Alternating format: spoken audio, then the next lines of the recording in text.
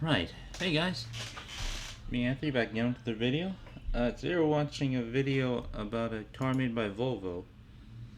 It's Volvo YYC. It was a car that was designed entirely by women for women. That's what Volvo wanted the team of women to do. So yeah, and they came up with this, and it wasn't very good. Yeah, I already know why. You'll see why here. Let's watch the video. This is a car that was designed by women, for women. And honestly, as I read about it, I thought I would shit my pants laughing. But what is that, and why was this car created? That's what you'll find out in this video. The idea that this car should be designed 100% only by women is crazy. We know very well that women are unique creatures who never know what they want, but you have to figure everything out for them. And if you don't do it until they reload their teeth to keep screaming at you, well, you can go crazy after all. Besides, they never know what to eat. But if you ask, guess where we are going to eat, she'll always answer you. Yeah, how'd you know? A bit like a child, you have to care because you never know what's in that head there. So who in this case should know what the heck they are really about? Other women. Which made it perfect in 2002 because Volvo's bosses had so much money in their account that they didn't know what to do with it. They could have bought, I don't know, villas, yachts, the best stuff from Colombia, but no, they figured they will put up the money to create this car. Not because this car might turn out to be a hit and sell the best in Volvo history. No, the reason is much more interesting. They simply wanted to finally relax and create something funny that they would remember for the rest of their lives. It all started in the fall of 2001 when Volvo announced that they were going to create a decision-making team to design a new car that would be made up of women working in their company. And I think the CEO of the Swedish brand was quite a laugh. He took other board members and said, let the chicks make the car, let's see what happens, maybe we'll get a laugh out of it. And people got excited there saying, wow, what a forward-thinking move. And I just think he wanted to avoid the sad bullshit and see something funny. Back in 2001, such one expert on consumer patterns among women, Marti Baleta, said, if you satisfy the expectations of women, you will exceed the expectations of men.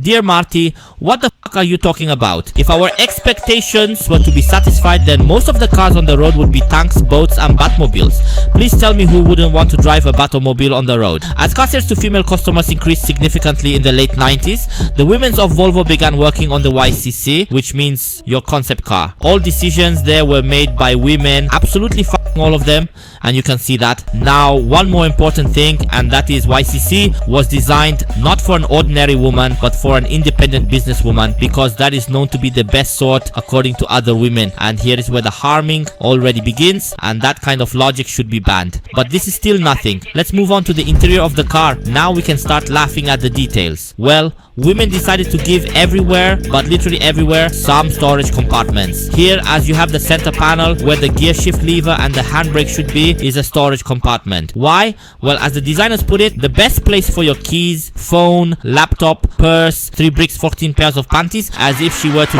while driving an LG 30DT forklift, is as close to you as possible. That's why the center panel was turned into one huge storage compartment that can probably fit 20 illegal immigrants. I mean, I misspoke, it's not one storage compartment. It's generally a storage compartment with an extra compartment. The small one will fit some farts like phone keys and a cat. The idea is theoretically awesome, but in order to stuff it in there, the gear shift lever had to be moved to the steering wheel. Only, it's not even a gear shift lever. It's just buttons mounted at the bottom of the inside of the steering wheel. Of course it's an automatic, then you don't even have to think about it. The rear seats are ridiculous as well. Imagine a chair in a cinema, a cool option a lot of space gives you to go, then you take it yourself, you unfold it and plant your ass. Worse when you push it back and forget to hold it. In YCC it's the same thing. I'm not kidding. The back seats are cinema chairs to make room for another trillion things that babes carry with them every day. And I thought the storage space between the front seats was really a lot. What else would be useful in a car like this? Of course, large doors to get in easily. But these are not such ordinary doors. They are doors like those in the Mercedes SLS. It is known that such doors need some space to open and get out of the car comfortably. And technology was not yet at such a level as in Tesla actually bend. So sensors were installed, and at the moment when the car is too close to the other and the door would pinch, well, it just won't open. And I'll tell you honestly that if I saw these cars, I would, like such a total dick, stand as close as possible. In addition, sometimes it happens that your foot is hooked on the threshold or something like that. Well, kind of normal things, right? Well, in YCC they hide the thresholds so that there is no possibility of standing, stepping on, or getting your foot stuck. Did I mention that the car has no handles? Everything literally opens by itself. All you have to do is have the key with you. Well, unless the car in the parking lot is standing too close to another car, then nothing will open. Fuck no shit. I thought unhooking electric cars from the charger was funny, but this is some total hit. You stand too close and someone has to wait for you to drive away. I mean, seriously, if I found such a car in a parking lot, I'd call a friend, we'd stand on both sides and go on vacation to some Maldives.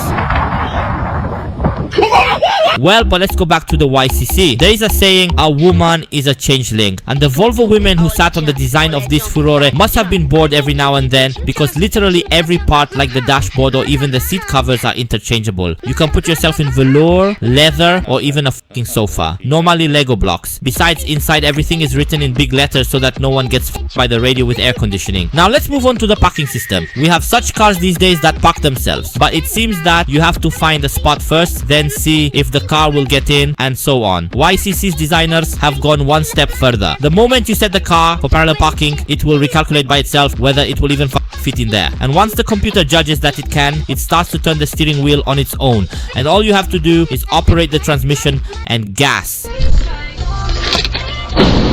But of course, it will happen that the computer can also have a moment of weakness and will drive the rim on the curb.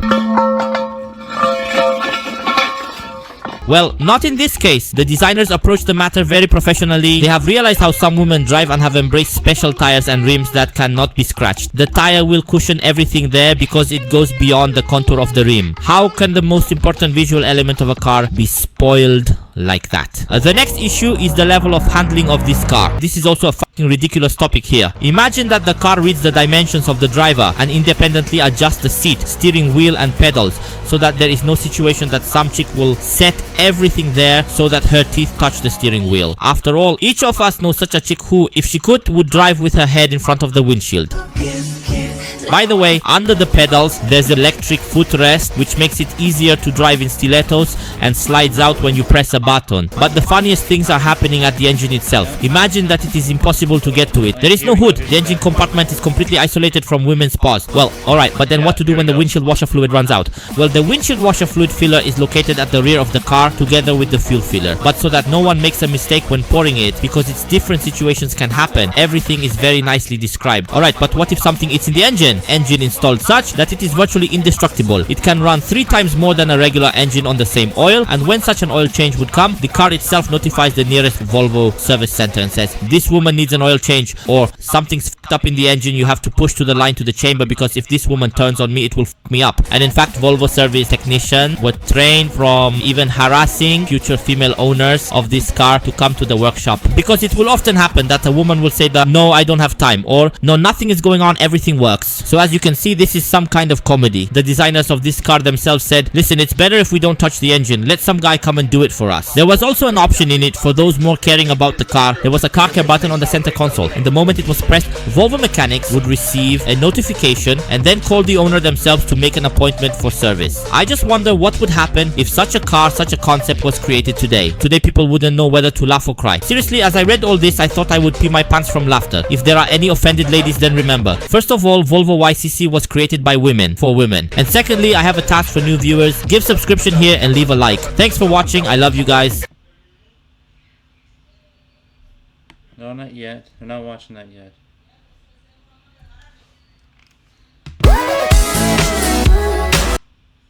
Sorry, but yeah, that was what was it called? How women made the worst car in history, the Volvo YYC. So yeah, thank you all for watching. Hope you all enjoyed. Don't forget to like and subscribe. Link to the original description. I'll see you next time. Seriously, that thing was awful. Some good ideas, but the thing with the engine was not smart. Oh well. Bye.